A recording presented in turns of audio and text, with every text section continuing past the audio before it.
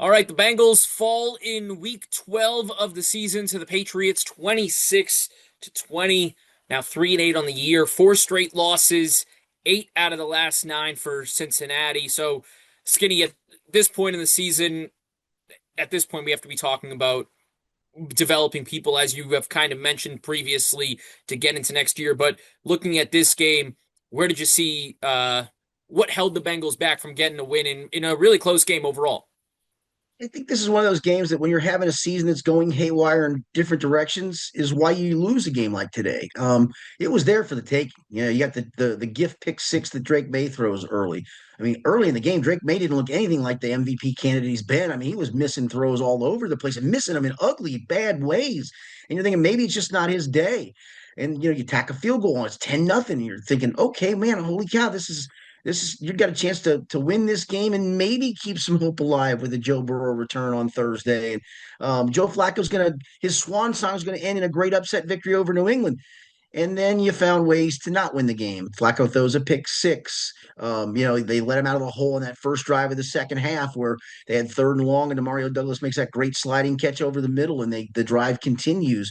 They couldn't get off the field on a couple of key third downs. I mean, they were good on third down overall. They were 5 of 13 defensively against New England, but they could have been better and needed to be better. And then when it all is said and done, you make a great goal line stand. You hold them to a field goal there late instead of a touchdown, so you're down only one score. Didn't have much time, but you had enough to make the drive, and you make it, and you give yourself enough hope where you got a guy falling out of bounds making a great catch in Mitchell Tinsley. You're in potential range to, you don't have to start throwing Hail Marys, and then you fall just short on a fourth down play it just feels like when seasons go haywire, they go this haywire. It's a shame that I would have loved to have seen Flacco go out with something victorious in a big upset win because what he did in this short period of time here, I mean, he was just as professional as could be. You got a chance to see still some of the spectacular things he could do when throwing the football. I think the AC joint injury finally caught up to him a little bit. I think he was compromised.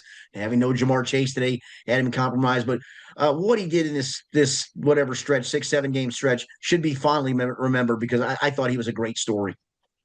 Yeah, I mean, he has played unbelievable since putting on a Bengals uniform. And Zach Taylor had a good comment today, basically saying that, he owed them nothing, coming in mid-season and the way that he's fought throughout this year. So, I mean, if this really is the end of Flacco's run and if Joe is back, Joe Burrow, I should say, both named Joe, of course. If Joe Burrow is back on Thursday, I mean, he did an unbelievable run. Not, winning that many games, but given keeping an interest in this season, mostly, I would say. I do want to get into, I mean, that goal line stand. I feel like we have to talk about. That felt like a moment where not only was the game on the line, the season, the drive, everything, and it just I kept saying, they get down to the goal line, they're going to score. Third down, they're going to find a way to score here. Then there's the penalty. Then there's another stop, and then the offensive pass interference. I mean, it had everything in there, and that felt like it was going to be the turning point in this game for the Bengals to win this game and then go on that run like they did last year and hopefully find a way into the playoffs. What did you see there? Yeah, I mean, and listen, this defense still has its flaws. They showed themselves at times today. Nothing was fixed by today, but that could have been such a woe is me moment, right? Like, Hmm. all right, we got a penalty to get him down there. All right, we stopped him a few times, another penalty, and it could have been at that point. Yeah, okay, I'll go here as hard as I think I need to go, but I'm not digging in to make this stop. What difference is it going to make? And yet they did. I mean, kudos to them. I mean, they dug in not once, not twice, 9 times they dug in. It was a crazy thing to watch in what's becoming a lost season to see those guys dig in and make the stop down there. Again, hats off to them. Again, a lot of there's still a lot of flaws on that defense. They still gave up a bunch of yards today. Gave up a busted coverage for a touchdown pass today. I mentioned gave up a couple of key third downs, but man, that goal line stand. Kudos to those guys for digging in there.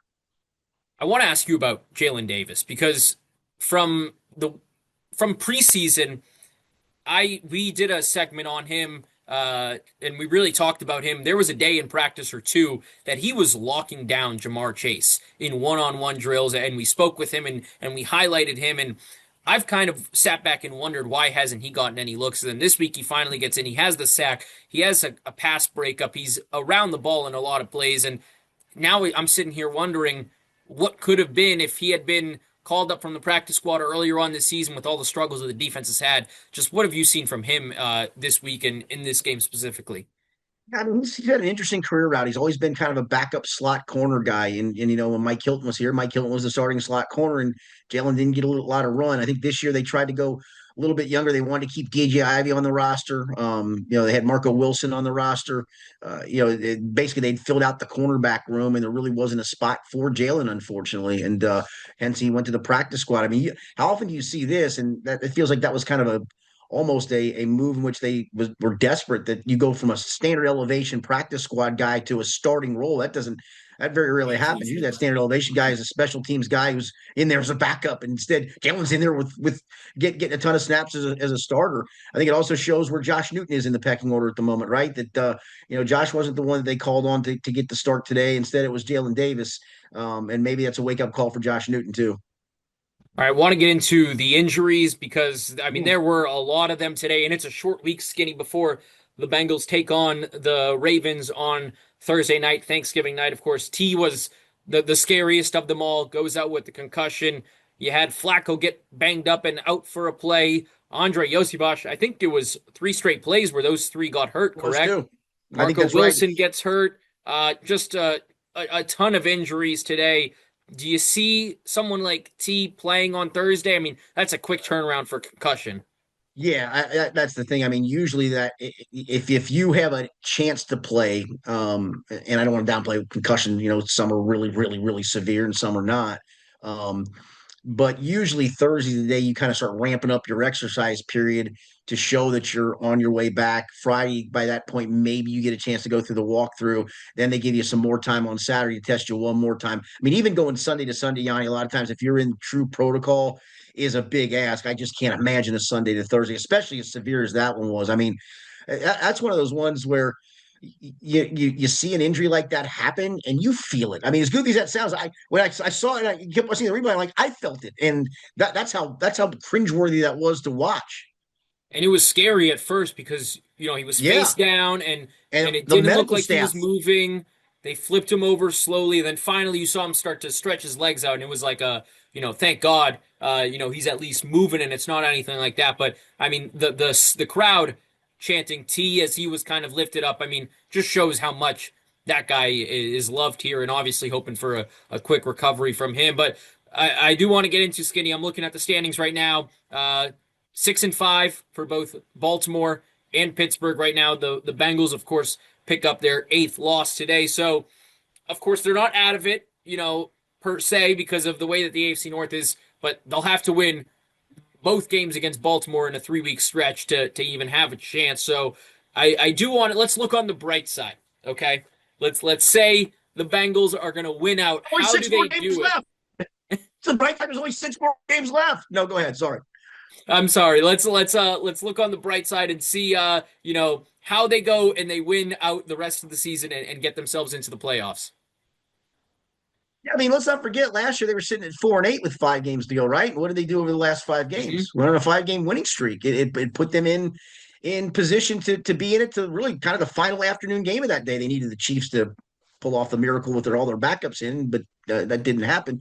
But yeah, and I think that's for those that are saying, "Oh, don't play Joe Burrow." I think the comeback from a Joe Burrow would be, man, I took us on a 5 game winning streak last year. Why can't I take us on a 6 game winning streak this year? I don't think it's going to happen. Nobody with any sane mind thinks it's going to happen, especially with this defense. But that's part of the comeback of here's why I'm playing. Absolutely. All right. Well, it's a quick week. Bengals are heading out to Baltimore. A Thanksgiving. Hopefully, we'll get a Thanksgiving treat. Let's have the leftovers that we're eating on Thanksgiving night be in a good mood as we're watching the Bengals pick up a win and keep this season alive.